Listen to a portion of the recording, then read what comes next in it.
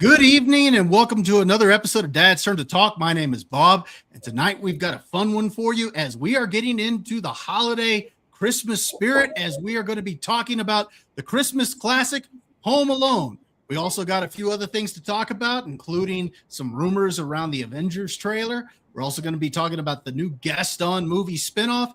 And because the Supergirl trailer came out last week, we are going to be giving our tier ranking of the live action Superman films. Before we get into all of that, I do want to go ahead and offer some heartfelt condolences to the families of those involved in all the different shootings with over in Australia and at Brown University, as well as the tragic event that happened with Rob Reiner and his wife, Michelle. Our hearts go out to all of the families involved in all of these tragedies and let them know that we're thinking about them all here at Dad's Turn to Talk. As always, I'm joined by my two favorite co-hosts, and as always, they're my only co-hosts. But I still have a good time with them anyway. Josh, how you doing tonight? I'm doing great, Bob. Just like you said, a very sad weekend, very shocking weekend with Rob Reiner. His good Lord, his kid. Who would have thought? He's on a $4 million bail, I believe. They ended up finding him by USC the other night, and good Lord. But anyway, we got to be thankful for what we have, and I am definitely thankful for you guys and this podcast, and, happy holidays to you both. All right, Derek, how you doing tonight? Based off that recent news, trying to get myself in a cheerier mood, but that's why I have the little thing below my name there, because all knobs go to 11. That's a good thing about Rob Reiner, is the fact that he's made too many memorable moments of great movies that we can always look back on and enjoy. So, I'm sorry, I just got the comment in there from the stream. All right, I got to get my act together. Okay, so, rough week, but thank goodness that we have something that we can always appreciate and look back on with regards to Rob's legacy, and just sorry to all the others who experienced this level of just bad stuff this week. So brutal. Hearts out to you. Hopefully you can just take a minute and have some fun, everybody, this evening, because that is the point of this pod. Yes. And, take you away from that. Yes, let us get to it as a result. What do you guys say? Absolutely. Here. Now, before we get into that, just a reminder for everyone out there, don't forget to hit that like button. Share the stream with your friends. Go ahead and comment in the chat. We'd love to hear from you. We do see you in the chat, Miss Sparkles. It's good to have you here with us. So with that being said, let's go ahead and let's have some fun, and let's get into some news.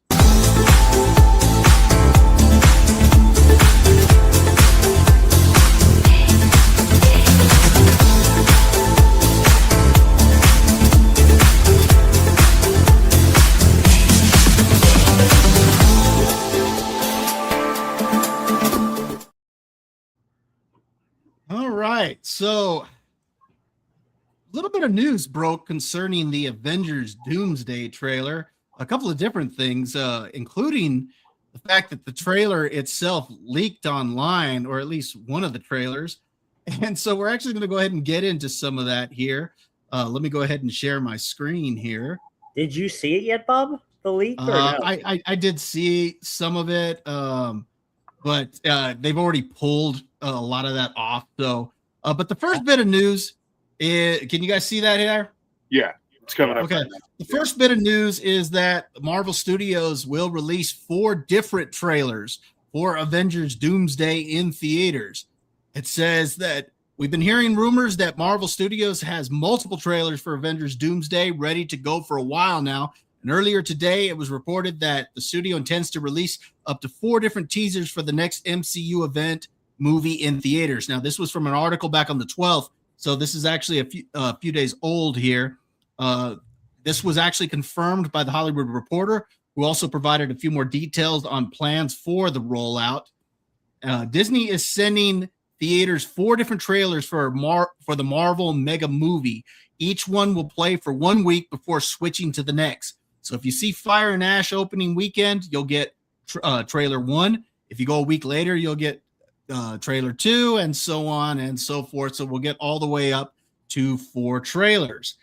Now, the next bit of news regarding that, and I want to go ahead and switch over to this other article because it involves the trailer as well, and that is that the trailer got leaked. You guys see that there? Yeah. Okay, this is from IGN, and they were actually this was out online, the trailer, and so they're saying copyright takedowns issued after what looks to be a leaked Avengers Doomsday trailer posted online. The big part about the trailer that I want to go ahead and scroll down to here is the trailer begins with a figure on a motorbike pulling up to a familiar looking 1950s house, which Marvel fans may recognize from Avengers Endgame's closing scene. Inside the house, the figure is revealed to be Steve Rogers as he folds away his Captain America uniform and picks up a young baby. On screen text then reads, Steve Rogers will return in Avengers Doomsday. So, no, don't this is the news concerning the Avengers trailer, that we're going to be getting multiple trailers, as well as we're going to be getting Steve Rogers returning. Beloved Reviews, we see you there in the chat as well. It's good to have you join us tonight. Always good to see you.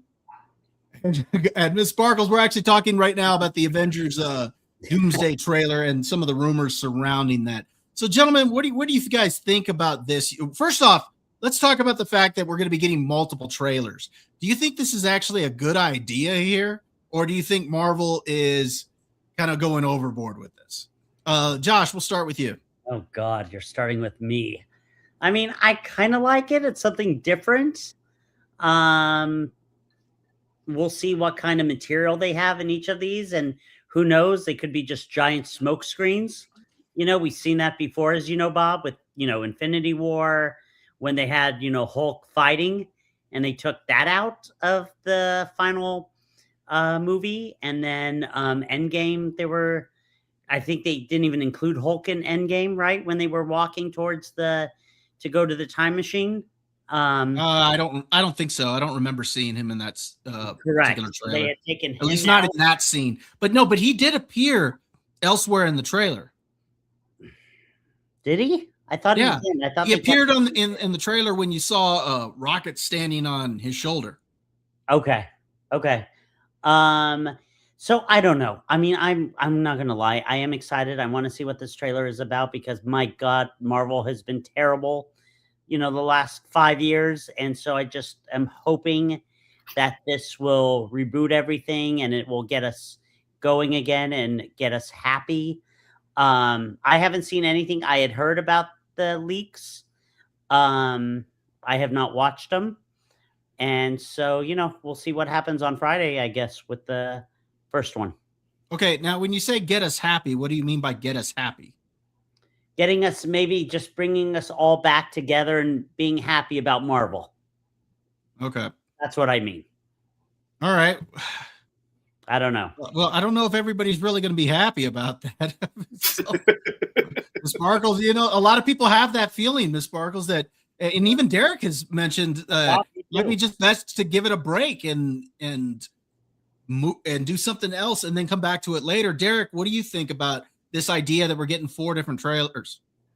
So just so I understand, there's going to be a new trailer every 4 weeks with Avatar, right? No, every week. So the opening week, they're having a trailer. Week. Then the next week, they're having a trailer. The week after that, they're having a trailer. And then week 4, they're having a trailer. So it sounds like, to me, they're trying to get people to go see Avatar more than they're trying to get people. I was about to say, by the time you get to week 5, one of the Avengers is going to be in Avatar.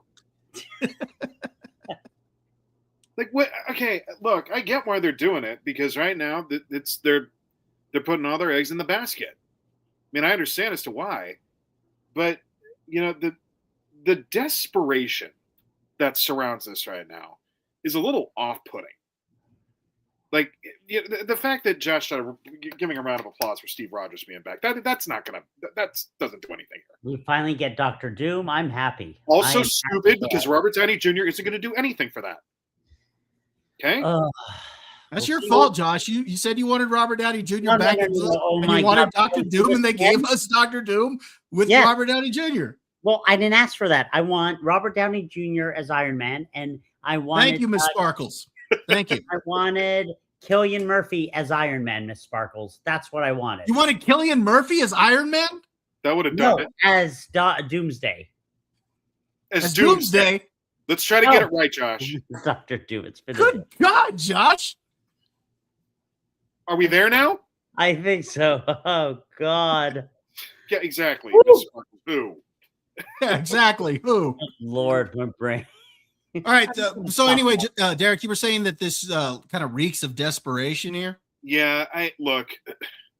Again, I get why they're doing it, but trying to put out as many trailers and getting as many stars as you can is not how you solve this issue. It's just not. So whatever does happen here, yeah, I mean, people will go see it. That's true. It'll make a lot of money. Oh, special boy. Oh, Lord. Boy of the crew. He's like our little brother, Miss married. We've known him for years, so he's like our little brother. Go ahead, Derek. I've known Bobby since he had hair, and so did Derek. Just letting you know, Miss Sparkles. Go ahead.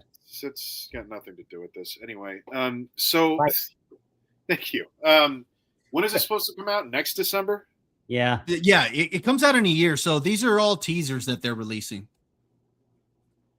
I mean, okay, then how many trailers are you going to do throughout next year?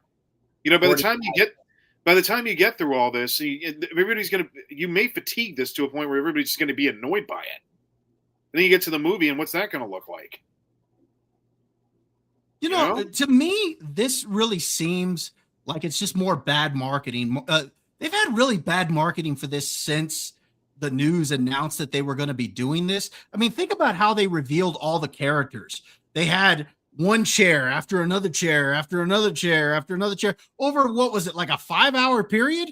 Yeah. And every 15 minutes they'd reveal a new chair and a new actor was in it. And so, yeah, you know, exactly, Miss Sparkles. Famous actors can't save the bad writing here. And that's my point. And that's the problem. No, so the Russos can save it. Well, but you'd hope that they're going to have good writing. If not, then it doesn't matter who the directors are. It's still going to be bad. Now, I loved all of the Russo movies they've done for Marvel, so I'm very surprised that you're. Well, look, I'm not saying that they're not going to do a good job directing it, but if it's badly written to begin with, I mean, are they writing this? Or I don't know, but everything they've done is very good, and you've liked all of them. Remember, I didn't say loved. You've liked them, and most of the ones they've done have been in your top 5. So I'm just saying. Okay. Josh, the Russos are not going to save us either. Yeah. You already have a negative opinion on this, Derrico. Why don't you? Gosh, I can't imagine as to why. Well, things can change. Anything can happen. I'm aware of that. Look, at the end of the day, this could be good. I mean, I'm not saying that it's not going to be good. I'm saying that there's been bad marketing for that. Wouldn't you? I mean, don't you think so, Josh, that there's been bad marketing? And when you're releasing 4 different trailers, that almost feels like you're either not sure Avatar is going to make its money back and you're hoping to get people to go out and see that, or this reeks of desperation because Marvel is in such bad shape right now. Well, they are desperate. They're incredibly desperate. It's in horrible shape. Why do you think they got everybody there? Yeah. You really think if I told both of you 3 years ago that this was going to happen, you'd have said, no, it's not. They're not going to bring all these guys back for Doomsday. You know what they wanted? They wanted Spider-Man. They wanted Ironheart. They wanted She-Hulk. They wanted all these characters. Wait a minute. Did you just seriously include Spider-Man with Ironheart and She-Hulk? Weren't they supposed to line them up with these new characters? Yeah, but I mean, that doesn't even belong in the same sentence together. I'm just saying that's how bad it was. And everyone said no, and now look what they did. They Look. everybody. No, back. this is to me what I'm seeing. Like I said, this looks like desperation to try to get excitement up. How much you want to bet the trailers are each going to be? One's going to be like focused on Robert Downey Jr. One's going to be focused on Steve Rogers. One's going to be focused on Chris Hemsworth, and one's going to be focused on one of the other Avengers, maybe Spider-Man or something. Did you like read that. about this? Well, then again, I don't know if Spider-Man's going to be in Doomsday, if he's going to be in Secret Wars, but that's might be where the focus is going to be. Because according to this trailer and what I saw in the leak trailer, the whole focus of it is just Steve Rogers. It's like 30 to 40 seconds long. It's not a long trailer. That sucks. That's why I'm saying I think these are just little teasers that each one's going to focus on a character. Maybe one of them's going to focus on the X-Men or something like that, just to get people excited. But this is not going to be a full-on trailer. Well, and let me ask this question. If we have this many people in this movie, how exactly are you going to incorporate all that into a story? You're going to be all over the place. Well, I really don't think a lot of these are going to be in the film. I think, I mean, they're going to be in the film, but I don't think they're going to be center or important to the story. I'm pretty sure a lot of these are going to be cameos. You're going to have some characters killed off, and like the X-Men, for example, the Fox X-Men, they want to use their own versions for the MCU. How much you want to bet they appear just to turn around and kick the bucket? Oh, geez, I hope. Yeah, not. that could be a possibility here as well too. So, yeah, I don't know. Now there is a lot of rumor with this Steve Rogers reveal that he's going to actually lead the Avengers, and this is Marvel trying to course correct. Now that's a good thing if that's in fact what they're trying to do. But here's the thing: you're not going to be able to keep Chris Evans and Robert Downey Jr. and all these actors for forever. At some point, you're going to have to recast. I mean, it's fine to recast. If the idea is that he leads a new Avengers, like a solid new Avengers, and then goes away again, and those are the Avengers moving forward, I'm not against that. I'm not against that at all. If you get the Avengers right for the new squad, because there's been several iterations of Avengers, that's fine. Right. But you're right. You can't keep going back to the well. Like, that's not going to work. And now that's all they're doing. I'm going to make this crazy notion. I don't know if it'll come true, but I agree. You guys say they need new actors, right? Yeah. Maybe, and they're not going to do this. I really don't think they'll do this. But maybe they need to go into the multiverse and introduce like a new Iron Man and see how people react to that and see if they like that. They got to stop with this multiverse storyline. I don't even like it, but maybe they're worried. They're like, okay, if we get rid of Robert Downey Jr. and introduce a new Iron Man, are people going to like that? They already did. It was called Ironheart. Yeah. That was, no, you can't even do that. You got to introduce new characters. And right now that's really hard. Yeah, it was Sam Wilson who is Captain America, but it's now looking like they're course correcting. Yeah, because it flopped. Yeah. Hey, who's Caveat? Hey, Caveat, how you doing, man? It's good to see you in the chat. Yep. I talked with him over on Criticless, and we were in our fantasy football league together. So it's good to see you over here with us. Yeah, he's gonna love our segment later. That's the problem. Robert Downey Jr.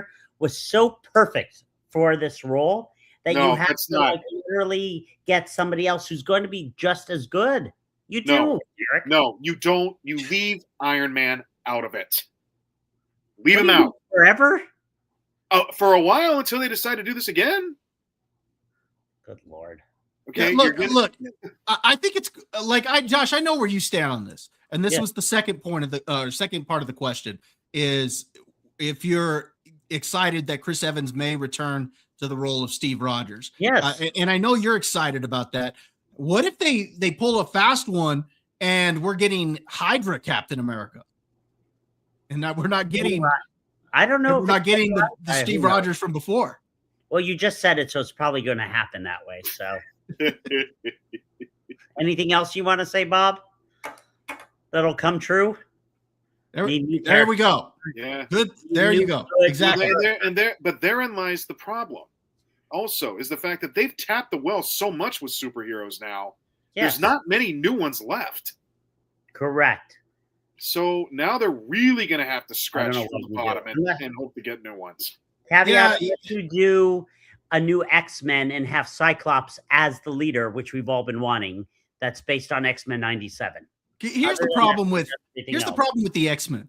The X-Men, I really think, need to be a standalone thing. I don't think they work well with the MCU, because in the comic it worked at the time because there was this big hatred towards mutants and stuff like that. But a modern movie audience is going to find it hard to believe that there's all these superheroes running around, and yet people are going to hate mutants. That makes no sense. So you got to set them in their own world. Hey Z, how you doing, man? It's good to see you. Sir. But yeah, so that's kind of what I think here. I think this is desperation to bring Chris Evans back, to bring Robert Downey Jr. back, to have 4 trailers that we're releasing. This shows that they're really hurting over at Marvel, and let's see if they can pull it together. I hope they do, because I do like the Russos. I liked the work that they put in over there. I like these actors. I hope this is good. We'll see. But that's kind of what I think. Why don't just take a break, man? It's fine. Just put the brakes on it a little bit. Have Derek rewrite it. He could do it. He has a lot of good ideas. I'm too busy writing Big Thunder Mountain. Okay. Oh God, are we doing this again? Really? Oh God. All right. Anything else? Anything else you guys got on this before we move on to our next article, real quick? Nah, let's jump into it. Good luck, Marvel. All right. So, in another little bit of Disney news, this is from an article over in the Hollywood Reporter. Beauty and the Beast live-action villain spinoff, Gaston, in the works at Disney. David Callum is writing the latest draft for the feature that expands the character who was the primary antagonist for the studio's 1991 animated classic. And there we got Gaston there. Hey, how could you read this book? It doesn't have any pictures in it. Look at Belle's face. Out of disgust. Sorry. That's so good. I will say that's a good picture there. So it's a great one. All right. Disney is hoping that audiences will want to be guests for a live-action Beauty and the Beast spinoff. The studio is developing Gaston, a feature based on the story's villain character. The Hollywood Reporter has confirmed. Plot details have not yet been disclosed for the movie that is still in early stages. David Callum penned the latest draft for the live-action film after Kate Herron and Bryony Redmond worked on a previous one. Michelle Rejwan is set to produce. Adapted from a French fairy tale, the original Beauty and the Beast was a sensation when it hit theaters in 1991, becoming Disney's highest-grossing animated film at the time. Now, this is what I did want to go ahead and point out here is that Luke Evans played Gaston in the live-action remake, which actually made $1.26 billion at the box office. Wow. And the report is that they are going to recast Gaston. So this is not going to be Luke Evans returning to the role. First mistake. What was that? First mistake. What mistake? Recasting him. He was very good. Well, I mean, maybe he doesn't want to come back and do it. Yeah, I mean, we don't know. We'll see. So yeah, what do you guys think of the live action Gaston? Derek, we'll start with you. And Miss Sparkles. Be honest with us, Miss Sparkles. How do you hold back? Oh God. Okay. I mean, I think Bob feels the same way about this. We both have a soft spot in our hearts for Gaston. Is still very funny if you go back and watch Beauty and the Beast. Can I just get a note out here who I think should play Gaston? Yeah, sure. I think it should be Drew McIntyre. That is brilliant. Brilliant. Oh my God. Would he be the best? He'd be hilarious. Yes. You know what? He actually would be pretty good for that. That is a really. I thought you were going to say something so like weird. No. That works. Okay, that's not bad. That's not bad. All right, but perfect. And he'd be a shark the entire movie. It would be great. Oh my God, he's perfect. He looks like him. Exactly. He's got the confidence. Oh yeah, big time.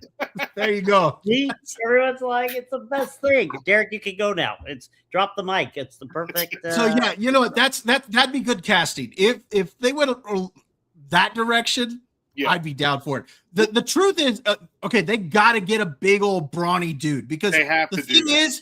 is that Luke Evans, as good as he was in the role, because he nailed the sarcasm and the conceited personality, he just wasn't built the way No, he wasn't Gaston built should like be. that. No, you need a brute. That's what you need.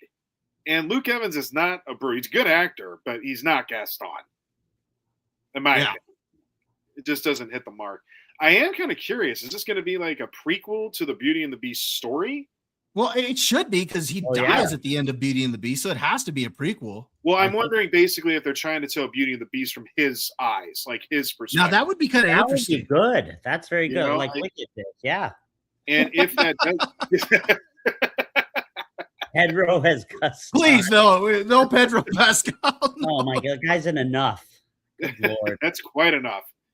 I mean, look, if Will Smith. I mean, because I do have the soft spot in my heart for Gaston, I'm hoping that they really do go the right direction here. I really hope, but I'm also realistic, and I can't say I'm that confident about it. But again, fingers crossed. I mean, look what they did with Street Fighter. It's all a bunch of wrestlers, so you never know. Yeah, but that's not apples to apples. That's different than this. But that's a perfect casting of Gaston as Drew McIntyre. Like he should be like John Cena and the Peacemaker, only him and Beauty and the Beast. Just ridiculous. Okay, just an absolute ass. And you know he'd be good at it because he's funny. Yeah, he would be. Yeah, so he'd kill it. But I don't know. I'm not sure. Yeah, I'm fingers crossed. You know what I mean? Like, please try to get it right. That's all I can say. Liz, all right, Josh, what do you think of this?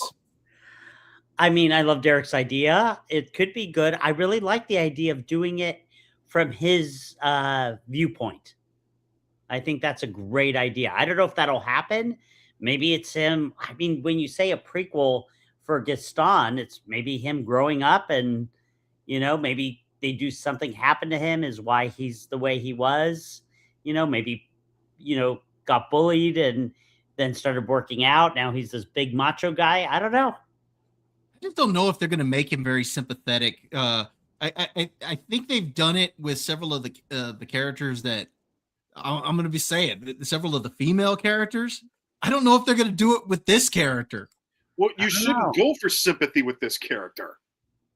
Like, go for funny. That's what I would do. Yes, go for funny. Yeah. Make it funny. And then people probably wouldn't expect that direction either, which would only make it better. Oh, good Lord. The dumbest backstory. Let's hope not, but yeah. Like the movie should start off with Drew McIntyre opening his door to his porch with a boar that he just killed. That oh God.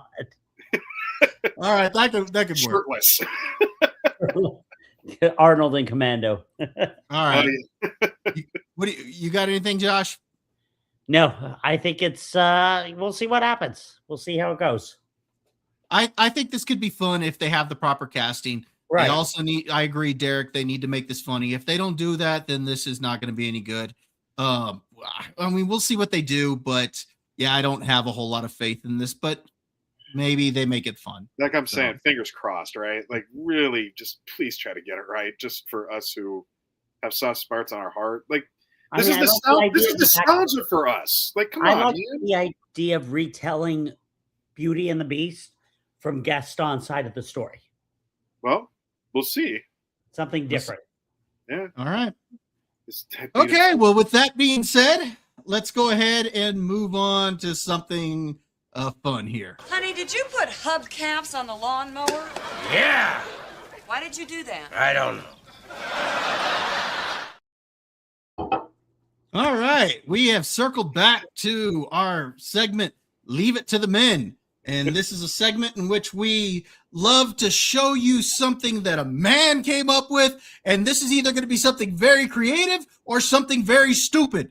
So let's go ahead and see what we got here today. How it work? Hey, you ain't seen nothing like this. Show them how it work. Show them this smoker Show right them here. how it work. Look at Look at this smoker right here. Look Look. at y'all ain't never seen nothing like that. Look at her. Look at that. Ooh, look at that meat on top. Come on now. Barbecue old at the K, baby. Look at her. Come on. Oh, Come on, Lord have mercy. Come on now. Hold up, we ain't through yet. Burn your fingers while you. That's There go my other feet right Come on now. One more Come on time, you now. ready for the low? Hey. Oh, there. Yeah, you keep on playing, I told you. Hey, let me tell you Apparently, something. this is like a school This the best captain use here. of BISD school furniture that I've seen ever. That's right, that's right. All right. Okay, so say this was the stupidest idea ever. These guys have so much confidence in themselves that it makes it funny. They're like, "Oh, look what we got here!" Well, tell me you don't want to go over right now and eat with that. Oh, absolutely. Come on, look at that. Fantastic. Yeah, and I love that each section has a different set of meat Yes. there. So Beautiful. what do you think? Good idea here? I would say yes, absolutely. Yeah, I would say yes.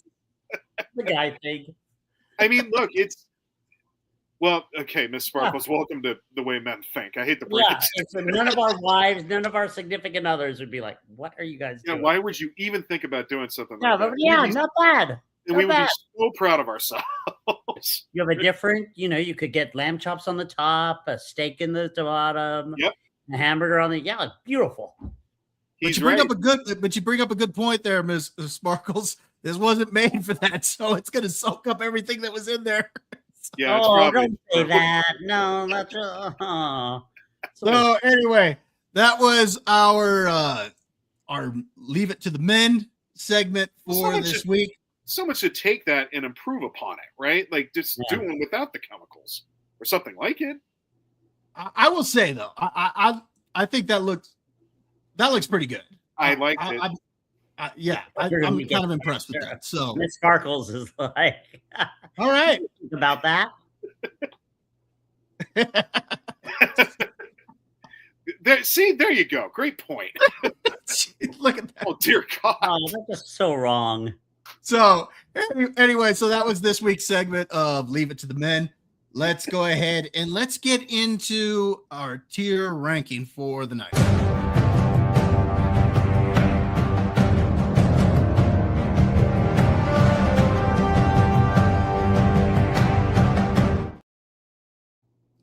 All right. So last week, the Supergirl trailer came out, and Stop yeah, dancing, Josh. so, but with that being said, I thought this would be kind of fun to go ahead and do a tier ranking of all the different live action Superman movies. Now, I'm going to preface this by saying we are counting the Superman films that started with the Christopher Reeve films. So we're going to be doing Superman the movie, Superman 2, Superman 3. We are including the original Supergirl, Superman 4, The Quest for Peace, Superman Returns, Superman 2, the Richard Donner cut, Thank you. Man of Steel, Batman v Superman, Justice League, the Joss Whedon version, the Zack Snyder's Justice League, and Superman from 2025. Nice. So our tiers are going to be as follows. We're going to have our S tier is going to be epic. Our A tier is this is comic worthy. B is not bad. C it was okay. That's our C tier. D that sucked. And F that is doo-doo. All right. So we'd love to hear hear y'all's thoughts in the chat on this as we're going through this. So let's go ahead and let's start with the first one, Superman the movie, starring Christopher Reeve, Gene Hackman, Margot Kidder. Josh, where are we putting Superman the movie? Epic. It's one of my favorites. It's what started it all. It's how when I was young, I thought about Superman. I loved Christopher Reeve in the role. Yes, thank you. All the scenes we talked about, the helicopter scene, I can watch that over and over again.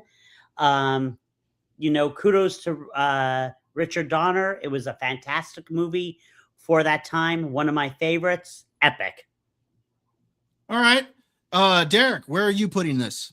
Come on. Oh, Dixie's here. Come on. Hey, Dixie. Dixie. Dixie. Oh, Oh my God.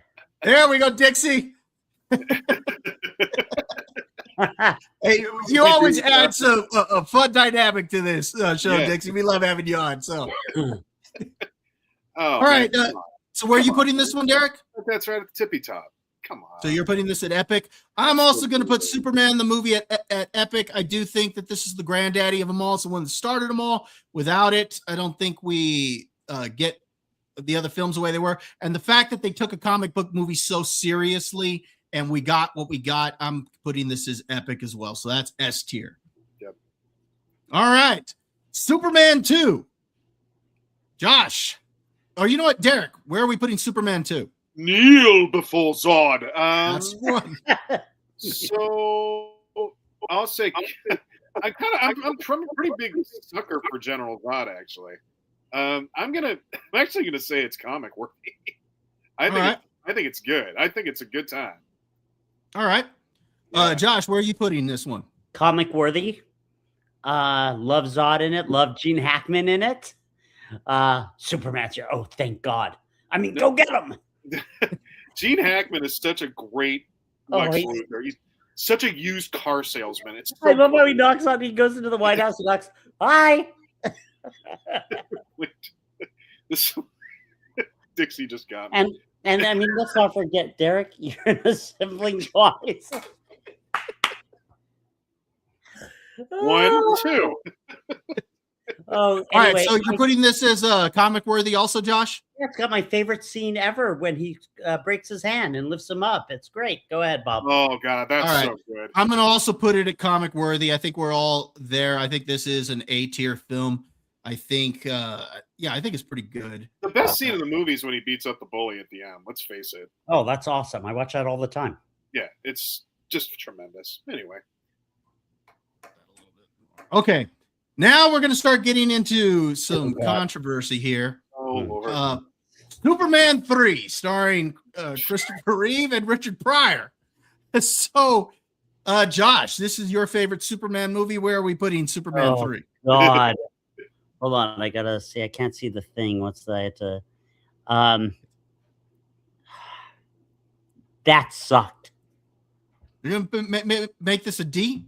Yep. I did not like it. The only good part in that whole freaking movie was Superman fighting himself. Other than that, it is horrible. To answer your question, McSparkles, that's the very first one. Very first one. Yep. So, and we'll hand in the Richard Donner And cut, the- but we'll get to yeah. the Richard Donner cut in a little bit. But okay, so you're putting this as that sucked, D That tier. sucked. Okay. Derek, where are you going to put Superman 3? That did suck, didn't it? Yep. And by the way, Josh, him fighting himself was stupid too. That sucked too. Okay. So there you go. All right. So you're on that suck? Yeah, it was not good. It just wasn't. It was Okay. a Richard Pryor movie. That's all it was. All right. I'm going to say it was okay. And the reason I'm putting it, hold on, let me explain. The reason I'm putting it was okay is I think the majority of the movie sucked. I think it's a well-made movie, but as a Superman movie, I don't think that it's that good. But I do like Christopher Reeve's performance in it, and I do like the scene where he is fighting himself. And I actually thought that was B tier, that scene. So for that reason, I'm going to kind of put it in between as a C. But with 2 D's, that sucked. I'm going to have to put it, that sucked. So Yeah. Superman 3. Yes. All right. And that monster, All right. the woman turning into the monster at the end, still scares the crap out of me. Okay. So now we're getting into Supergirl. This was actually released before Superman 4. So Supergirl, starring Helen Slater in the lead role. Where are we going to put Supergirl? Really, Caveat? You haven't seen Superman 3? Is that What the- right? Oh, Yeah. it is You're not missing anything. If you like Yeah, Richard no, it's Pryor, a Richard Pryor movie. Yeah. if you like Yeah, Richard if you like Pryor, Richard you'll have Pryor, yeah. All right, so Supergirl. Josh, where are we putting Supergirl? You know, Bobo, I think I've seen this once in my life. I mean, it was okay. That's what I'm going to say. It was okay. All Yeah. right. Okay. Derek, where are you going to put Supergirl? It's been a while since I've even seen this. Yeah, right? But Helen Slater was a looker back in the day, man. Ooh, she was a good-looking Supergirl. Had a big crush on her when I was a kid. But is this good? In the words of Bob, was it good? Well, no. No. I'm sorry, Supergirl. I'm sorry, Helen. I got to put you at that sucked. All right. Yeah. Okay. Bob? Okay. I recently rewatched this movie, Yeah. and I agree with caveat. That movie was doo-doo. Wow. The movie's doo-doo. It Really? is awful. The Really? whole point is she's fighting some witch who is in love with some guy that she just met on the street, but so she gives him a love potion, but he ends up falling for Supergirl because he sees Supergirl first, and actually doesn't even see Supergirl. He sees her alter ego, and so he falls in love with the alter ego. And so, yeah, it's a stupid movie. It is doo-doo. The only good thing about that movie is Helen Slater. Helen Slater is good in that role. I will agree with you there, Dixie. So since Derek, you said that sucked, Josh, you said it was okay. I'm saying it was doo-doo. Well, that's gonna fall right in the middle there. So we're gonna have to put it that it sucked. Would you say that it sucked less or more than Superman 3? Because I would say that it does. Oh, yeah, probably. I guess because I had such a crush on Helen Slater back in the day, that's really the only reason it said it sucked and not duty stains. It's Bob AI. God, I wish. God, I wish.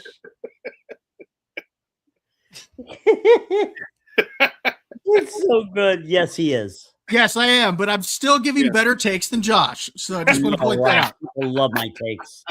So, Josh, now we're going on to your other favorite Superman movie, Superman 4, The Quest for Peace. Oh, Lord. Where are we putting The Quest for Peace? Oh, Christopher God. Reeve's last performance as Superman. You know, I probably liked it better than Superman 3, but it sucked. Okay, so you're going to say it sucked. Yeah. Derek? Yeah, probably the same thing. It sucked. It was playing that, sad son bastard, and that's the guy he fought as the villain. Like, nah. I mean, no.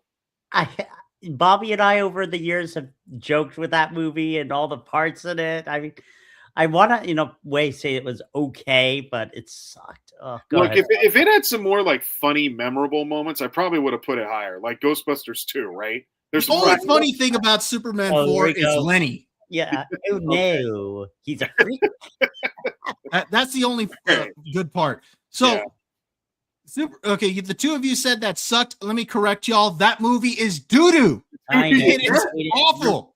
I still think Superman 4 is an awful movie. They're flying out in space and they're able to and that lady what's her name?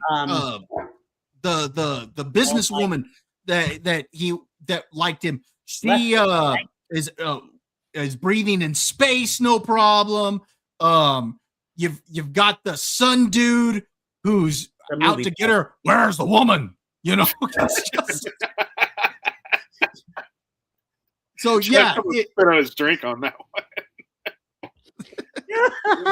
You are AI. Here you are. I think it's my boss. Where is the woman?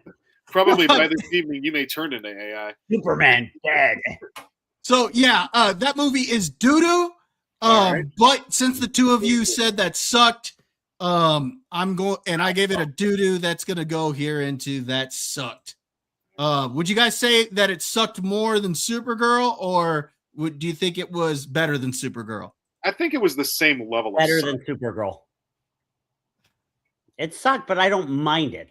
Superman 3 I mind, and Supergirl I don't remember enough. So Okay, I think that it sucked more than Supergirl because remember, I'm saying both of those were doo doo. Okay, so I'm going. You know what? I don't. Now that I think about it, okay, it's not as bad as Supergirl. I think Supergirl's worse. So let's put it ahead of Supergirl. That's fair. All right. So we've got right now we have 1 epic, 1 comic worthy, and 3 that sucked. yeah. All right. Yeah, So but the now first- we're getting into Bryan Singer's version of Superman. And we are Ooh, this getting will be into interesting. Superman Returns with Brandon Routh as in the lead role. This is actually a sequel to Superman 1 and 2, as it ignored the other films, and it's supposed to be a sequel carrying on the Donner Superman. So where would you gentlemen put Superman Returns? Derek, where are you going to put it? I mean, it was all right. You know, it wasn't anything to write home about. Yeah, I mean, caveat. That's probably kind of where I'm. Yeah, I think I'm just going to say it was okay. Holly, we're glad to have you. That's actually that's my boss. That's your boss? It's minor boss. manners. Wow. Dear Lord. Oh, that's That's behavior, gentlemen. Jeez. So anyway, so you said it's okay. So you're going with a C tier? Yeah, I'll take the C tier on that one. I mean, it's not horrible, but there's also really nothing to write home about either. I mean, All right. Kevin Spacey was a good Lex Luthor. I mean, there was that, but All right. that's pretty much it. All right, Josh, where are you putting Superman Returns? Well, first of all, I think Bob should get a raise. Just saying. Yeah, no matter And what. second of all, I liked it. I'm going to give it comic worthy. Really? That high? You know I've liked it, Bob. I just said the biggest issue with it was there was not enough fighting. But Bob is super. I liked it. You know, I was shocked you're surprised, Bob. I've always liked it. I just didn't think that you'd put it that high at comic worthy. Okay. Here, it's not. Okay, no, that's fine. I mean, if that's your opinion, you can be wrong. That's okay. So, Forget yeah, the raise, Holly. Don't give him the raise. all right. So you're putting that at comic worthy, Derek. You're saying it was okay. Yeah. I'm also gonna say it was not bad. It's not bad. I had a good time with that one. I agree that it's slow in a lot of parts, and I also think that it leaned too heavy on the nostalgia. But I do think that plane sequence is That's one of pretty my dang favorite good. scenes. And like you said, Kevin Spacey is really good as Lex Luthor, and Brandon Routh. I thought he did a pretty good job of stepping into those shoes because those were not hard. That was hard shoes to fill. Yeah, I mean, So, so I'm going to give Superman Returns a not bad. So with a comic worthy, a not bad, and it was okay. That goes right into the middle at not bad. You guys good with that? Yeah, fair. All right. So now we're actually going back to Superman 2 here. We're going to the Richard Donner cut. The reason why I put it here is because it was released later in the year after Superman Returns. So for the Richard Donner cut of Superman 2, Josh, where are you going to put this? S tier. I loved it. Really? I thought it was better. Okay. Yes. I like what the changes at the beginning, how Lois is drawing him and Clark and or Superman as Clark. She's like, huh. And then she jumps out the window. And I didn't like the scene in Superman 2 with the whole hot dog scene and the kid falling. That's not in the Donner cut, right? No, it is. I thought it wasn't. It is. The one that's I not in. apologize. It's the water when she jumps in the water. Yes, that's the scene that's not in there. I did not like that scene. I love the scene in the Donner cut. And Bob, you and I have talked about this with the bullet, with the gun where she shoots blanks. And he goes, she's like, not loaded. And he's like, you do realize that Clark Kent would have been dead. Yeah, and she's like, not with blanks. Right. And then the other scene I loved was when he comes back from becoming Superman and what does he tell Zod? Haven't you ever heard of freedom of the press or something? It was a different line. Yeah. The original where it was, General, do you care to step outside? So I really love it. I think the Donner cut is a much better movie, and it was supposed to go hand in hand with the original Superman. Yeah.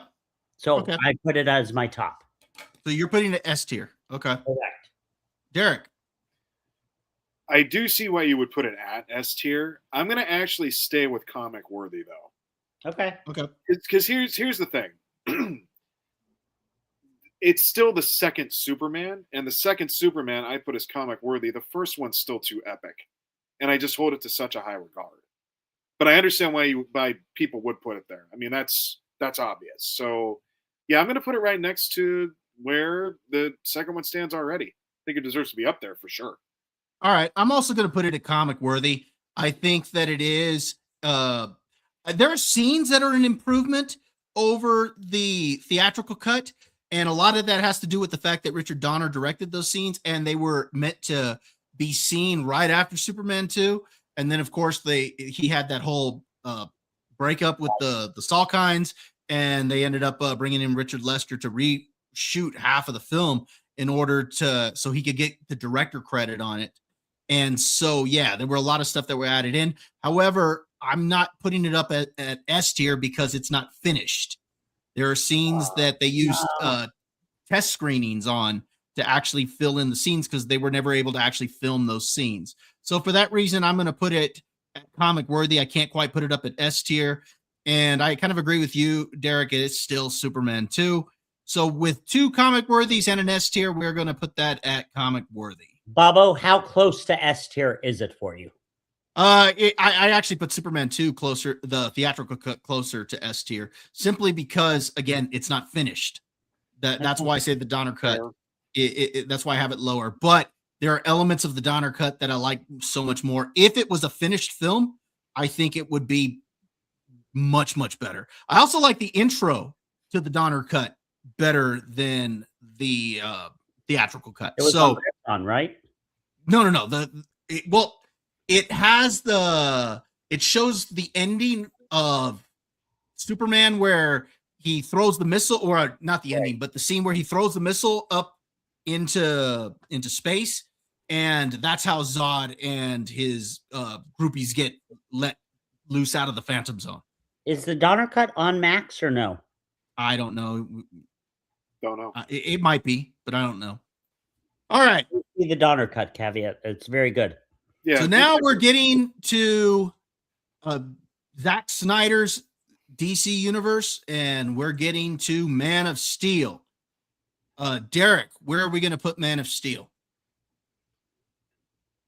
How bad do you want to hate me right now, Josh? I do it. Huh? Who, me or Bob? You, Josh. Why? What? Go ahead. I don't You're care. going to put a comic worthy is what I'm going to do. That's where I have it. So you're doing comic worthy? You didn't like Man of Steel. No. I like Man of Steel. I've watched it many times. I just don't like the whole fact that like Lois knows him and right away there was no deception or any of that. That was my issue. I just I like it. It's fine. Holly, fire rescue Derek from his and get Josh some Tylenol. He's always rubbing his. Yes, I told you, Josh. It's more of no comment. No comment. So, I don't know. So Derek, you're putting it at comic worthy? Yeah. I think it goes All right. on the low level for me. And Josh, you're also putting it at comic worthy? Yes, we know where you're putting it.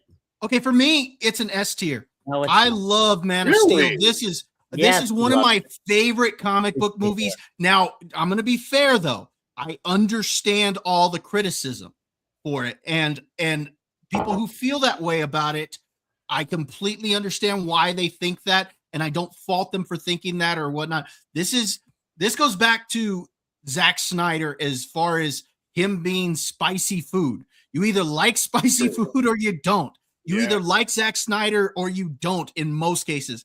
Now, there are those films that you do like it and some that you don't, but more often than not, he's got his fans that love everything he does, and he's got those that hate everything he does. Now, for me, I like Man of Steel. I think it's a very good movie. Now, again, I understand the criticisms, but for me, it's S tier. But since you guys, we have 2 comic worthies, this is going to go up here to comic worthy. Where would you put it in relation to Superman 2? I may actually put that before the Donner cut, but still behind the theatrical release of Superman 2. All right, where would you put it, Josh? I'm assuming you're putting it behind the Donner cut? Yeah. Okay. I would, since I've got it up at S tier, and you got it behind, we'll put it between the 2. Okay. That's fair? Yeah. All right. Yeah. Okay, we got Batman v Superman. Now, to be Which fair, one? there are two versions of this. There is the theatrical version and there's the ultimate edition. So, yeah, actually, yeah, we will be getting to Home Alone here in just a minute. The reason why we're talking about this is because of the Supergirl trailer that came out, but we're almost done with these and then we're going to get into Home Alone. So, yeah, for me, I'm going to put Batman v Superman. If it was the theatrical cut, I would say it's a C, but I think the ultimate edition is a B. Josh, what do you think? Theatrical cut. I'm going to say that sucked. I'm going to say the extended one it's not bad. Okay. Derek. I actually have both of these and not bad. It wasn't terrible for me. It was fine. I actually thought one of the cooler scenes in the movie was when the meta-humans get introduced. I thought that was slick. All right. That was cool. Yeah, that was a cool scene. I agree with you. So I'm going to put both of them in not bad for me, actually. Okay. And since you got it as a sucked, and I would also put it was okay. So we'll put Batman v Superman there. I hated the Jesse Eisenberg casting as Lex Luthor. Yeah, I think that's the weakest part of the film. Weak. Yeah. I've got the two Justice League movies here, but to be honest, those aren't really Superman movies, so we'll leave those off the list. Let's just go ahead and get to James Gunn's Superman, and then that way we can go ahead and get to the next section here. So James Gunn's Superman. Josh, where are you going to put James Gunn's Superman? Epic. Are you kidding me? Yes, I'm kidding you. Good God. I'm kidding you. Again, I liked it more than you guys. I'm going to, God, this is tough. Between comic worthy and it's not bad. I'll say it's not bad. All right. So you're saying a B tier, so not bad. Derek, I'm pretty sure I know where you're putting this. Where are you Crap. Mega crap. It's doo-doo. Duty stains. Mm-hmm. You're putting James Gunn Superman at doo-doo? Duty stains. Yes, that's going right there. All right. I'm going to say it was okay because there were parts I liked about it, but I was extremely disappointed in this movie. So I'm going to say a C tier. I'm going to say it was okay. I guess with a B and a C and a doo-doo, I think that's still going to keep it at C tier, lower C. But all right. So there we go. There's our Superman rankings. We've got the only one as an epic. We've got the Superman the movie, comic worthy. We've got Superman 2, Man of Steel, the Donner cut. For not bad, we've got Superman Returns. For it was okay, we've got Batman v Superman and James Gunn's Superman. And for that sucked, we have Superman 3, 4, and Supergirl. So that is the official tier ranking. This is the correct list. No other list out there is correct. So, no, well, I mean, it's not that correct because you have James Gunn Superman as okay. That's absolutely inaccurate. So, yeah. I mean, we did as best we could, folks. Let's leave it at that. All right. Before we get into Home Alone, we do have one final piece of business that we need to attend to here.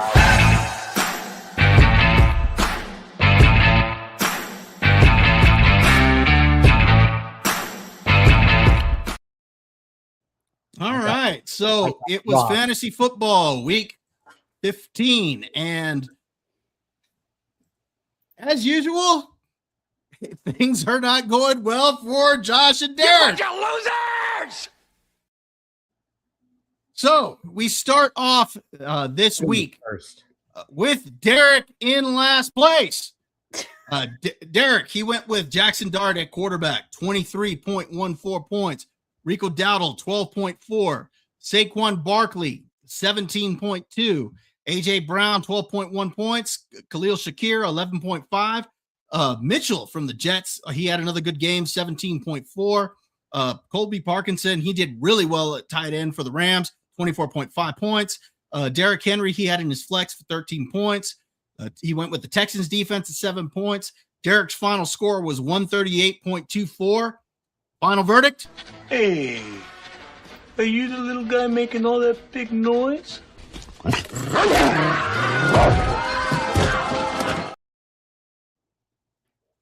Yep, that's me. That's a good So now thing. we get, notice it's a dog. He's Yeah. going after Derek. So our second place, Josh, this is actually a pretty good score. You went with Trevor Lawrence, 47.3 points. Jameer Gibbs, 9.8 points. He was a real letdown. You went with RJ Harvey, 11.5 points. Nico Collins, 23.5. Michael Wilson, 16.4. Jacoby Myers, 12.1. You went with Dallas Goedert at tight end. That was a good play, 25 points. You went with Marvin Mims Jr., 7.7 points in your flex. Shut up, You went with the Derek. Panthers defense. Your final score was 159.3. Final verdict? I'm perfectly all right. See?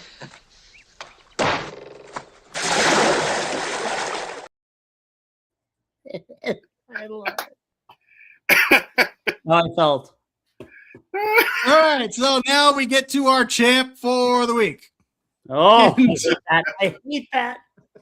So I went with CJ Stroud, 23.4 points. Chase Brown, 16.1. Travis Etienne, 31.5.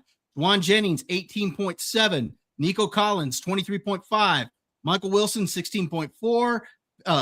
Fannin from Cleveland, 12 points at tight end. I went with George Kittle as my flex, 22.8 Nice. points. Went with the Seahawks defense, 4 points. My final score was 168.3.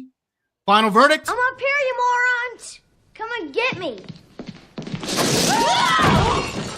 You guys give up, or you're thirsty for more? Yes, I give up. I'm done. Nope. So you're our thirsty leaderboard, look at this. This Oh, is bad. Leaderboard, I've got 10 wins. Josh, you got 4. Derek, you got 2. And I would say it's anybody's game, but it's not really anybody's game for the rest of the season. But that's our fantasy recap for week 15. Now let's get into our topic for the week. I'm gonna go get the other.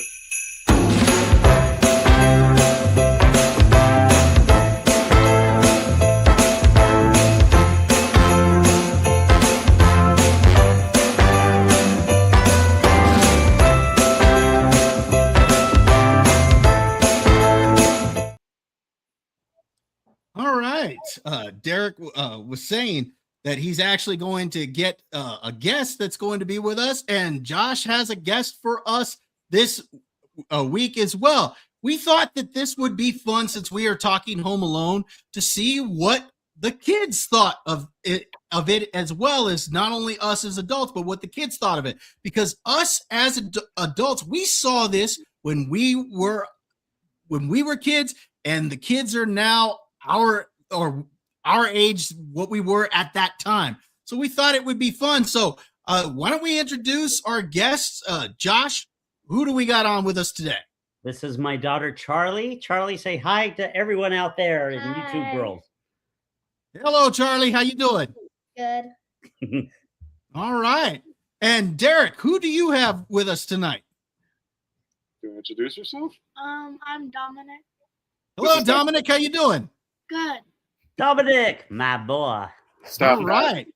So tonight we are talking about Home Alone, the Christmas classic, the film that we loved as kids. That I watch it every Christmas. To this day, my kids still have a good time with it, and yeah, this is just a fun movie. So okay. Okay, good to know. Like 2 more, and we can actually talk about that in a moment. There, you got somebody saying hello, Charlie. There, so Hi.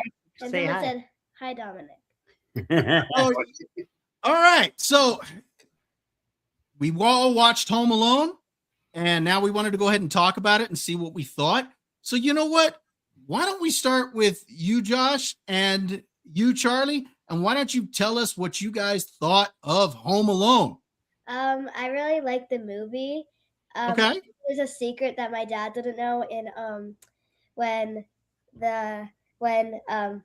Kevin attacks his brother, when they throw away the cups and stuff, his passport goes in the trash. Okay, so you actually noticed that, huh? You noticed that? You noticed, or you saw it online? I noticed it. Okay. Because you see, I'm glad that you point that out because I have seen this movie many, many times. And I'm telling you, I never noticed that the Pepsi got spilt all over the passport and that they ended up throwing the passport away. And that actually makes sense because then when they go to hand out the passports later, when they're at the airport and stuff, that's an easy way that Kevin got missed because they didn't have that extra passport. So that's interesting that you noticed that. What else did you think of it? I still liked it because. What did you think at the beginning? There's a lot of cussing. She was like, "There's too much cussing in this." We thought. What else did we think? Oh, we thought it was interesting. I said this to the guys. Okay. That when Catherine O'Hara is in the airport and she says goodbye to her husband, they're all like smiling and they seem happy. And I'm like, here, you've left your kid. You're going to go get him. You're in Paris. You got to go back to Chicago. And you're just like, all nice and happy. I thought it was so weird. Like, I don't know if it was on purpose. What else? What else did we think? Oh, the tooth. So at the end of the movie, so when the guy attacks the other robber, his gold tooth falls out. And we never notice it when they attack. But then at the end of the movie, the dad picks it up and says, "What is this?" All right. Yeah, there you go. Yeah. Very good. I think the movie still holds up. It's fantastic. It's great. Love seeing John Candy. That whole scene. Remember the one, the guy in the van when he's with the mom, the bigger guy, very famous actor. So we really enjoyed it. We want to watch the second one. All right, Charlie, what was your favorite part of Home Alone? My favorite part was when the pizza delivery guy came and Kevin put on the TV and pretended it was real. The thing where oh, really? Wow. Okay. What? The violent one. Are any of you guys have full teeth? We do not. No. So I think that's a funny scene where he turns on the movie and where he tells him keep the change, you filthy animal. He's like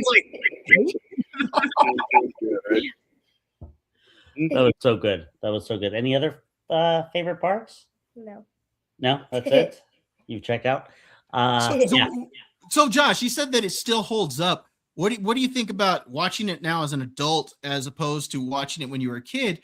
And do you feel any sort of like special feelings or anything that you watch it with your daughter and seeing her enjoy it? Do you kind of relive it through her eyes? Anything like that? I do. It warms my heart. I remember my father took me to see the second one the night before Thanksgiving when the second one came out. So the whole series I love. Macaulay Culkin, I mean, the whole aftershave, with that, screaming. Yeah, exactly. It was wonderful for us to watch it. It's been a long time since I've seen it. You've seen clips online and everything. Yes, that's my favorite part too. I also love when the iron hits them. That guy in the head. Yes. That's my favorite. That's funny. That's very good. And then it's so funny, like when he goes to the store, to think that he goes to the store and he buys detergent. Like he goes to buy like detergent. And how does he know how to do laundry? He's an 8-year-old kid. Yeah. Is he 8 or 9? Because I think he's supposed to be like 8 years old. And I think that's the whole point. Because I think that's the point there, that he's like, his family tells him, how does he know how to go shopping? He can't pack a suitcase. He can't do anything for himself, but he's going shopping. But he buys milk, eggs, fabric softener, all this other stuff for that. So yeah. Kids, how old are you guys? I'm 55, but look less run down than you. I'm 45 this week on Friday. I wouldn't advertise that because he says we look more run down than him. I thought that Kevin was 9 because I saw an interview when the guy who plays Kevin was older. He said something with a 9-year-old kid. Okay. So that I They thought went that back he and was 9 forth. in the movie. So, But then I heard 8. let me ask you before I move on to Derek and Dominic, were there any favorite traps that you liked that Kevin set? I like the one. It was kind of funny when he put the slippery stuff on the stairs and he slipped down. His face was really funny, and that was my favorite part. My favorite trap. Well, I like it when Marv goes down the steps and as he slips, he's like, oh, Yeah. That was good. And then There's another stair scene. it was a nice part with the neighbor and his that he got to see his son again at the end and his granddaughter. Oh yeah. Remember? Yeah. So that was yeah, I'll add something about the neighbor in a minute because or when I get to my part, because I think the neighbor sequence, I think that's a good part of what makes this film such a good Christmas movie. Yeah. And so, yeah. And what else? Anything else? What else? What else did we like? I also, another trap I liked when Marvin, he's like on the sticky stuff and he steps on the needle and he just falls back and he doesn't even care that it's on the ground on his back. Yeah, I know. He falls on his back and he's just holding his foot, you know? Yeah. Like, I like when he burns his hand on the doorknob and he's like looking at it and then he buries it in the snow and he's like, And you know, he's still got that scar in the second film. Yes, he does. Oh, does he? I gotta go back. We gotta go and watch the second one. Yeah, You you guys got to watch the second film. The second one's with the pigeon lady, right? Yeah. Yes, McCallister. yes. Yeah. It's a different. Yeah. All right. You got anything else that you liked about the movie? No. No. All That's right. it? No. All right. Derek, Dominic, what did you guys think about Home Alone? I think in general it was a pretty good movie. Okay. Yeah. Overall, I personally think the second one's better because like there's New York and all the Toy that Story. right? Okay. Yeah, I think the second one's better. Yeah. But the first one was really good because all the traps. That's what's probably made me like the Home Alone 1 a little You're great. a little less. But, I like the second one a little more. Just because there's like it's in New York. Help your great grandpa. Escape the garage. Okay, Dom, when y'all leave, you got to help your dad escape the garage. Being held in the garage. The door's wide open. Yeah. I know this is the first time that they've seen the garage door open. The fact that I can leave. Yep. Go ahead, buddy. Sorry. Okay, go ahead, Dominic. Yeah. Yeah, I like the second one a little better, but Home Alone 1, it's a good movie. Honestly, my favorite part of the whole movie is probably when he goes to the store or gets the traps because I love seeing him like turn on the Christmas music and like just set every single thing up. And also the reactions to when they get hurt are just amazing. Every single, just all amazing. The pain they go through. Yeah. Is there a specific trap you liked the most? The feather one. When The feather one. Okay. yeah, I can't remember the second robber. I know there's Marv, and then there's Harry, the Yeah. short guy. Yeah. Mhm. He gets the sticky trap, and then he gets sprayed by feathers by the fan. That's a funny. And then he like runs around acting like Maniac. guy. Yeah, and then when they exit the house, they look just totally pathetic. You know, I like when he goes into the treehouse and they're gonna chase after him across the rope, and Kevin is like, "I'm over here, you guys, come and get me!" And you see Marv start to turn around, and Harry's like, "No, don't go down there. That's what he wants. He wants us to go through his fun house so we can get all tore up." Charlie and Del. That's a really fun.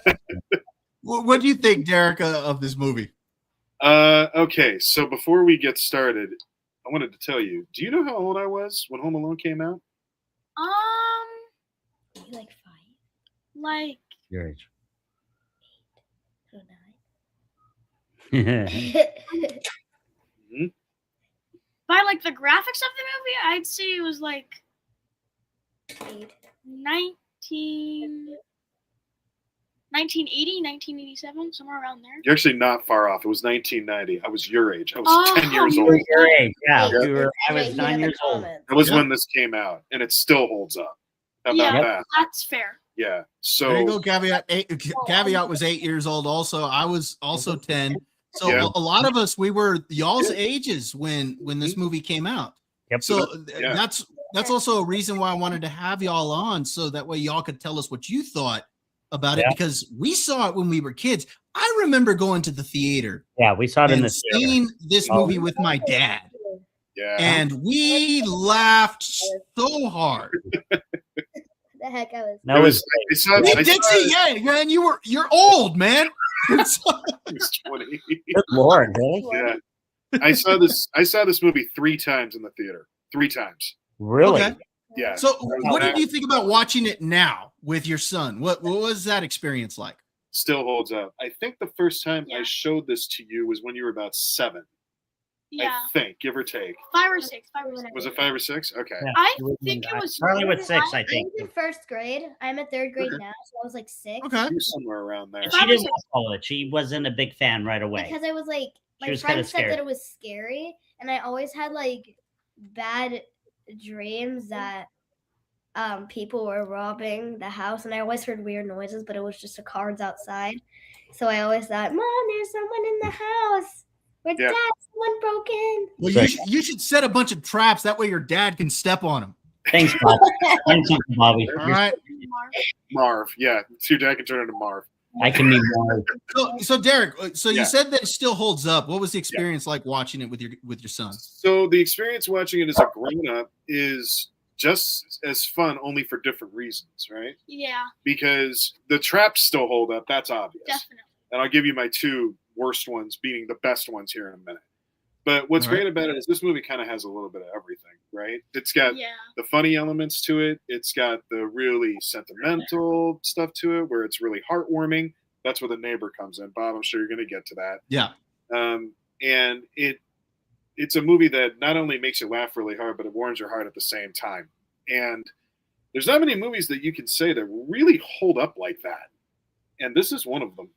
yeah, I think that's true. Is that a good one? What do you think about I want to hear what you thought about the traps, but what do you think about the critics that say Home Alone is not really a Christmas movie? What do you think about that? Because I've heard some people say that. What do you think? Well, just watch it again, and Yeah, then what is it? Just watch it again. well, then just watch it. You're Really? gonna try to watch it again. Like, And the reason I say that, people argue that it's not a Christmas movie, I think this is where The Neighbor comes in. I think The Neighbor is really a key part of what makes this a Christmas movie. Sure. Real quick, yeah, Dixie, great line. I'm eating junk and watching rubbish. That's a great line. All the ice cream for breakfast. But I think The Neighbor is part of what makes this a Christmas movie, because when you get into the Christmas season, it's supposed to be about family and friends and forgiveness and It looks like and, Santa and, Claus. and friendship and all of those things.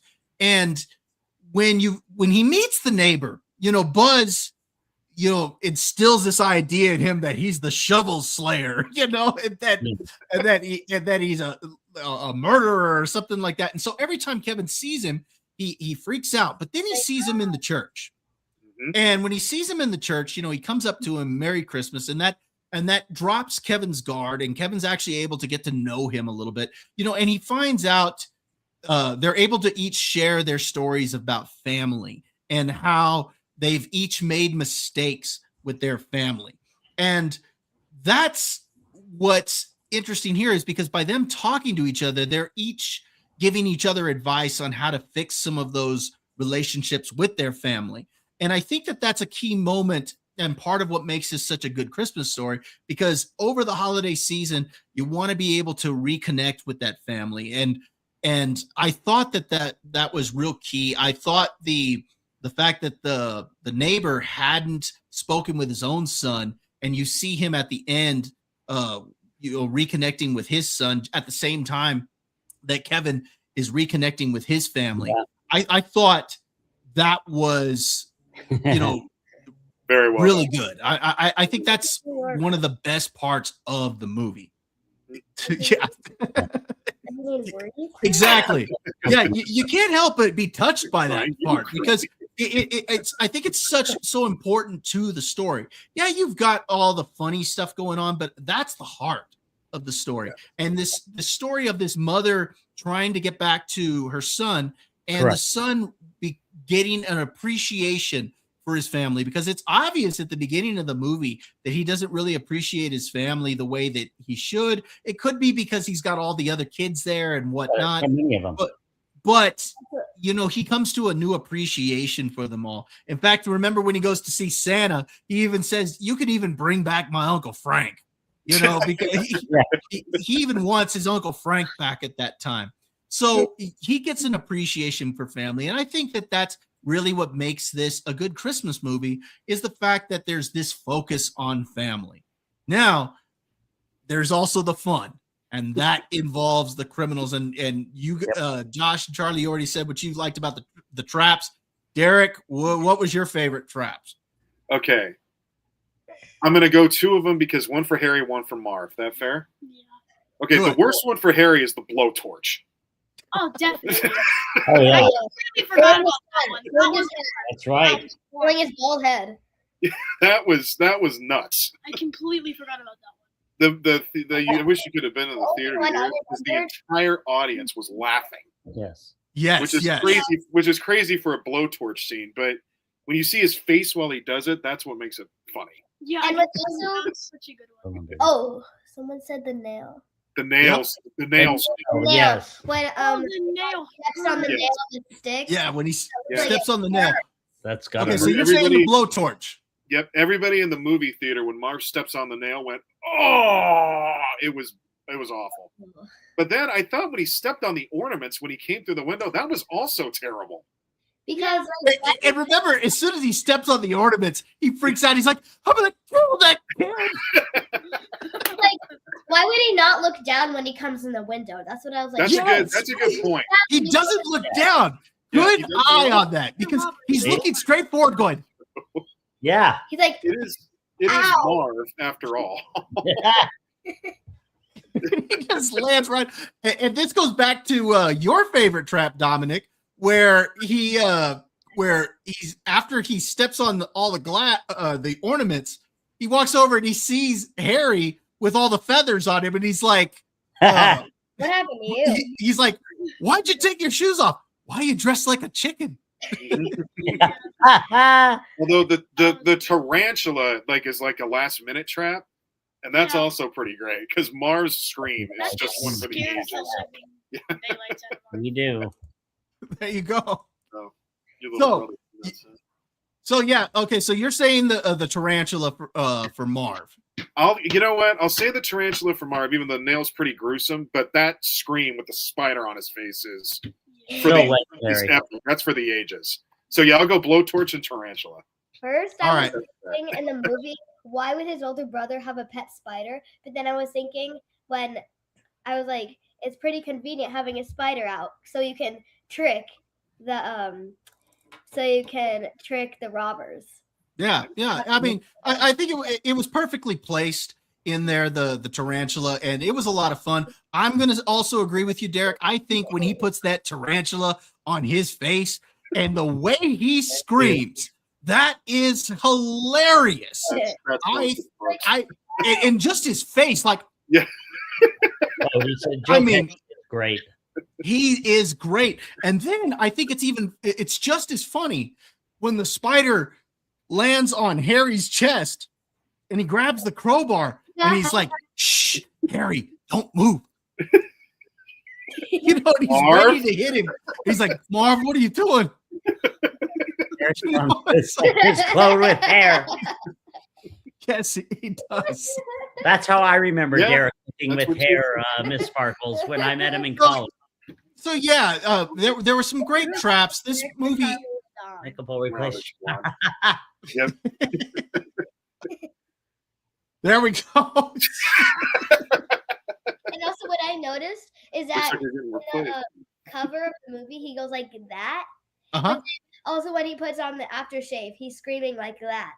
So that's what I was thinking. It's not that he was scared of the robbers. He was going like because of that. Yeah, but it Like makes both of them that he's scared of the robbers, but also the aftershave. You know, at the end of the day, he puts both of them through, through a lot. They go through a lot of pain. They had it coming. They are scum. They're out there robbing from everybody over the holidays. I do think it's interesting at the beginning when he's posing as a cop. Yeah. He's going to all the different houses and he gets all the information that he needs in order for them to go into these houses. And, of course, Kevin being there kind of throws a wrench in it. But there was another thing that I saw, and this is the other thing, Derek, that I realized.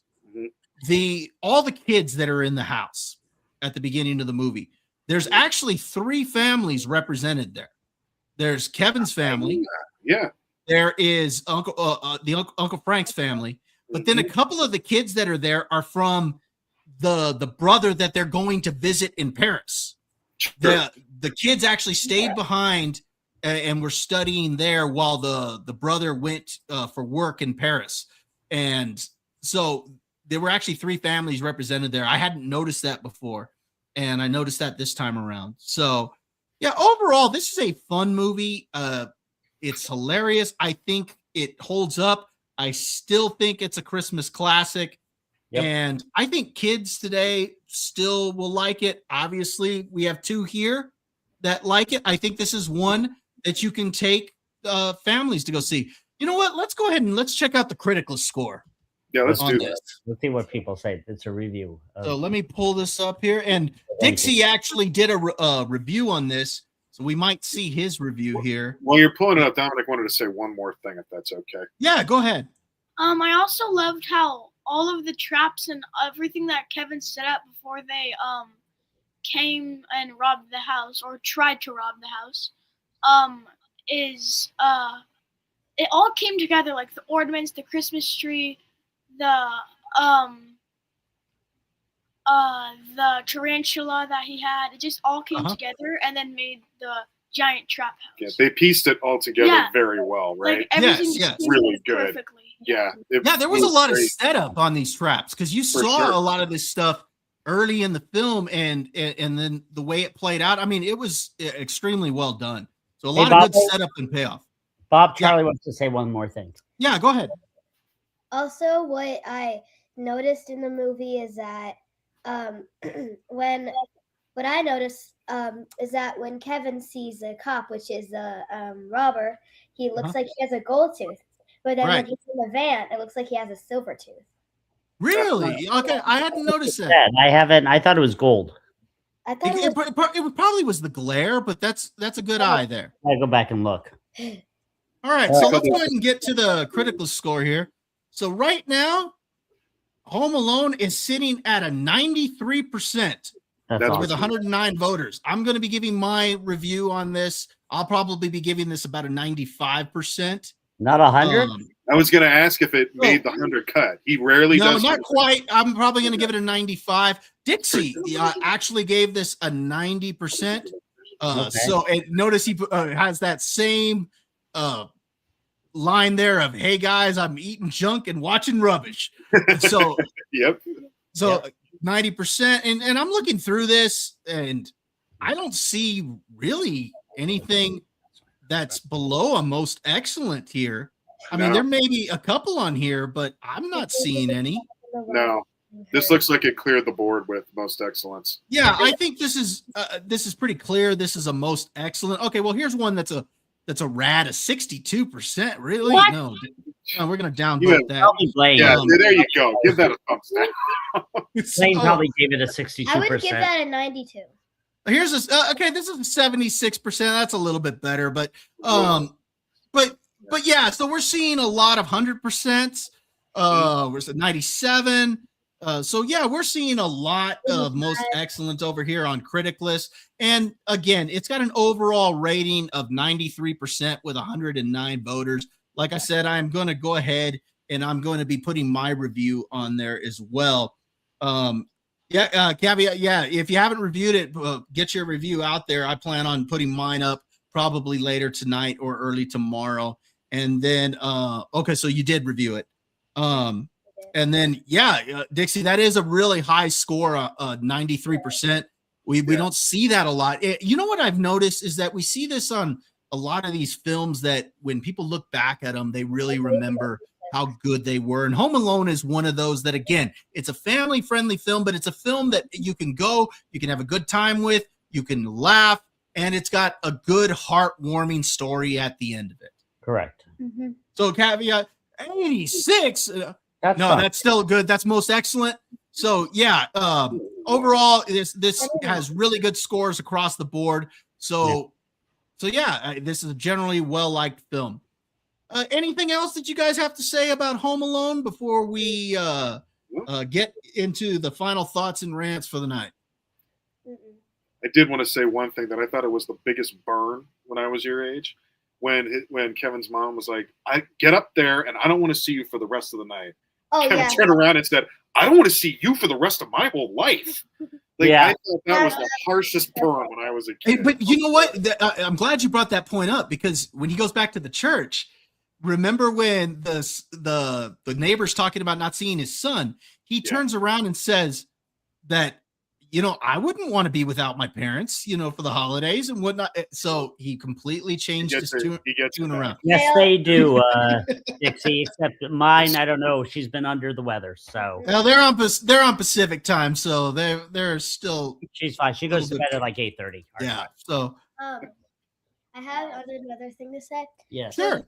I don't know what caused Kevin, what his parents to be so mean to Kevin. Why? What did Kevin do? It was his big brother that was teaching him. Why did her mom say? That's what I'm confused on. Why did his mom say, "I don't want to see you for the rest of the night"? What did he do? Here's one thing that's interesting. Yeah, when he did the thing. It's interesting that you say that, because that's you're going to see a kid have a different point of view than the adult does. And so I'm glad that you brought that up, because remember the scene where he says, "I made my family disappear," and then he starts seeing his family all saying things to him. But it's slightly different the way he remembers it than the way it actually happened. Like you have, for example, his Uncle Frank saying, "Look what you did, you little jerk." But he's annoyed because of what happened. But then you watch when Kevin remembers it, and the way Kevin remembers it, it's like, "Look what you did, you little jerk." Yeah. So it's very different the way Kevin remembers it. Right. And so I think that's a good. So I'm glad that you brought that up, because Kevin's going to see it very differently than the way the adults do. Because I don't think the mom thought of it as being mean at all. She was just trying to punish him, like, "I don't want to see you for the rest of the night," because she was upset. Right. But Kevin took it like, "I don't want to see you again for the rest of my life." Ouch. Really bad news. Yeah.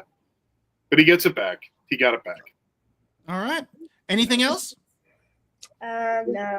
No, did you have fun? Yeah. Yeah. Well, thank you, Charlie. Thank you, Dominic, for joining us tonight. We had a blast having you guys on the show this evening. Did you say bye, Uncle Bobby and Uncle Derek? Bye-bye, you two. Buddy. You guys have yourselves a good night, okay? All right. Love you. All right. So that was our thoughts on Home Alone, as well as Dominic and Charlie's thoughts. So it was good to see what some kids thought about this movie after it's been out in the 30 years, 40 years now. God. That's 30 years, about 30 years. So 35. Yep, 35 years. Okay, wow. 35 years. Crazy. So yeah, it's cool to see what they thought. Yeah. Well, with that being said, let's go ahead and get into some final thoughts for the night.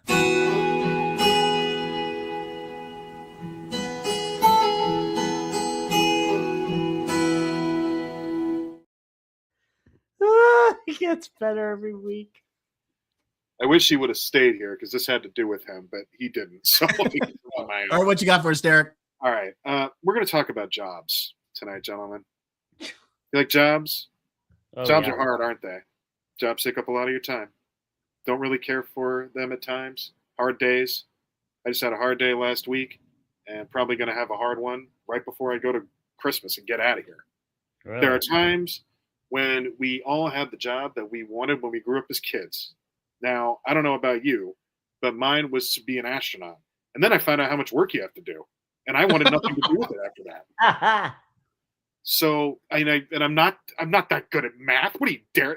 Come on, stupid. You're not going to space.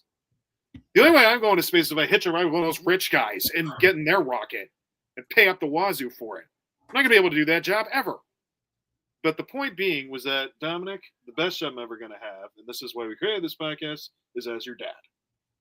So I wish I could have told you that.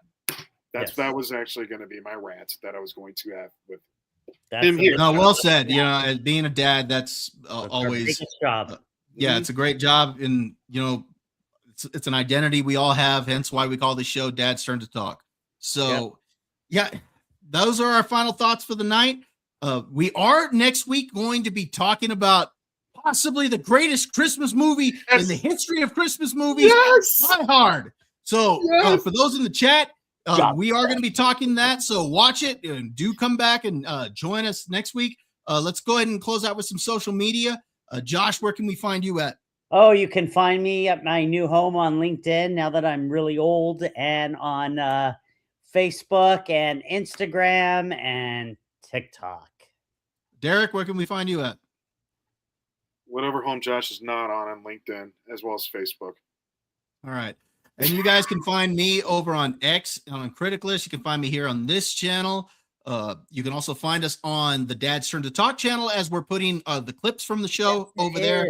And it will eventually become the home of another stream. We're looking forward to getting that going. And at this point, it'll probably be after the holidays that happens. But yeah, we are looking towards getting to that. And so we're already seeing some debate on this. Debate started right now. That is why we want to see a Christmas movie. He goes to a Christmas party. Well, Dixie, we're gonna miss you for the Die Hard. We hope that you can join us, but hopefully you can go back and watch it later. But yeah, you know, we always enjoy having you guys here in the chat. But again, you can also find me on the other channel. You can also find me on the MSK show on Mondays, and you can find me on the Last Panel on Fridays over on Lapsed Comics channel. And we're actually looking forward to that this week as we're going to be counting down our top 10 favorite Christmas movies over there as well. I think I'm actually hosting the show this week, so that should be fun. But anyway, thank you everyone for joining us. For everybody in the chat, thank you for being with us as well and leaving your thoughts with us. We hope to see you again next week. If we don't, happy holidays, Merry Christmas, Happy Hanukkah.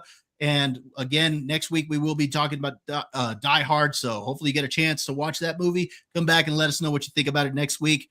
Thanks again, everyone, for joining us. And you guys have a great evening. Thanks, folks.